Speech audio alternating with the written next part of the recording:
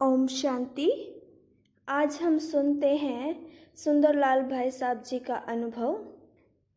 हरिनगर दिल्ली से ब्रह्मा कुमार सुंदरलाल जी अपने अनुभव इस प्रकार सुनाते हैं कि मैंने दिल्ली कमला नगर सेंटर पर सन 1956 में आना शुरू किया।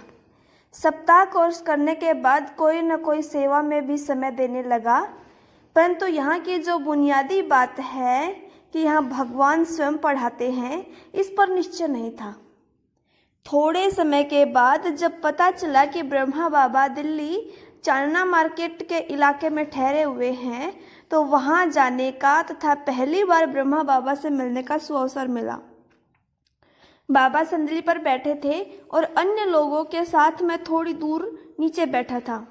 बाबा ने आत्मा के बारे में ही थोड़ा समझाया और फिर मेरी ओर देखा। जैसे ही बाबा की दृष्टि मुझ पर पड़ी, मेरे अंदर रूहानियत से भरी कुछ ऐसी ईश्वरीय शक्ति की खींच हुई कि मैं अपने स्थान से उठकर बाबा की गोदी में चला गया।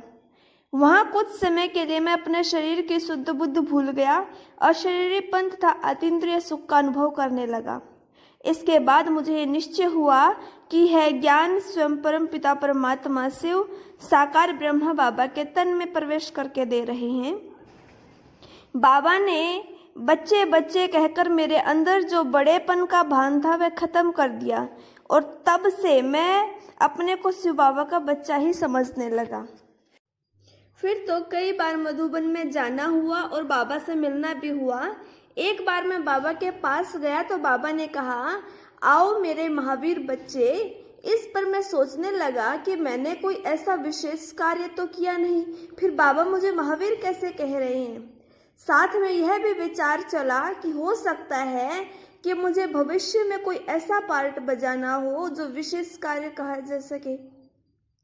कुछ समय के बाद सन 1960 में जब मेरे गंधर्व विवाह की बात हुई तो मैंने कहा कि यहाँ तो पवित्रता का ज्ञान है, तो यहाँ शादी करने की तो बात तो होनी ही नहीं चाहिए।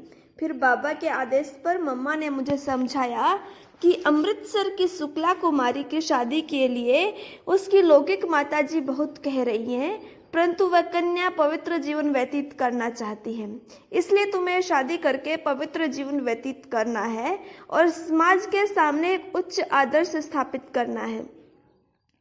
तब मुझे बाबा के वो शब्द याद आए कि मुझे महावीर बनकर इस परीक्षा में पास होकर दिखाना है। इस प्रकार बाबा के ये शब्द मेरे लिए वरदान सिद्ध हुए और कदम कदम पर इन शब्दों की स्मृति से मुझे अपने लक्ष्य तथा संपूर्ण पवित्र जीवन की ओर अग्रसर होने में सफलता मिलती गई। और आज बड़े हर्ष के साथ मैं कह सकता हूँ कि मैं अपने परम प्यारे परम बाप दादा की असीम मदद और शक्ति से मैं इस परीक्षा में पास होकर आगे बढ़ रहा हूँ। दुनिया जिसको असंभव समझती है वह न सिर्फ संभव हुआ बल्कि बाप दादा ने सहज कर दिया। एक बात और बाबा के बारे में मैं बताना चाहता हूँ कि मधुबन में प्राय मकान निर्माण का कार्य चलता रहता था। जब हम भी वहाँ जाते थे तो बाबा थोड़े खाली होते थे, तो बाबा हमें अपने साथ ले जाकर दिखाते कि बच्चे अभी यह बना है और आगे ऐसा ऐसा बनना है। मैं सोचता था कि बाबा यह सब क्यों बता रहे हैं, तो विचार चला कि इससे भी बाबा मेरे अंदर अपनेपन की भावना भर रहे हैं।